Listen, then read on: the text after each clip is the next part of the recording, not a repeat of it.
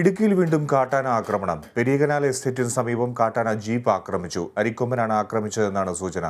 അതേസമയം അരിക്കൊമ്പനെ പിടികൂടുന്നതിന്റെ ഭാഗമായി 29-ന് mock drill നടത്തും. ഇന്നലെ രാത്രിയോടെയായിരുന്നു സംഭവം.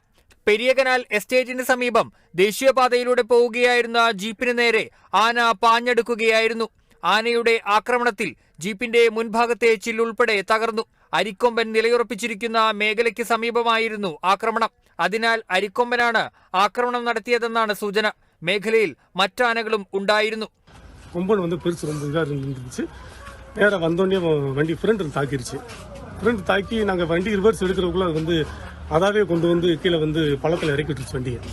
இறக்குடைய வண்டியில் ரொம்ப சேதப்படுத்திக்கிட்டே இருந்துச்சு. அதில் பின்னாடி சேதப்படுத்தும் போது ஃப்ரெண்டில் 2 பேர் இறங்கிட்டோம். இறங்கி ஃப்ரெண்டில் ஓடிட்டோம்.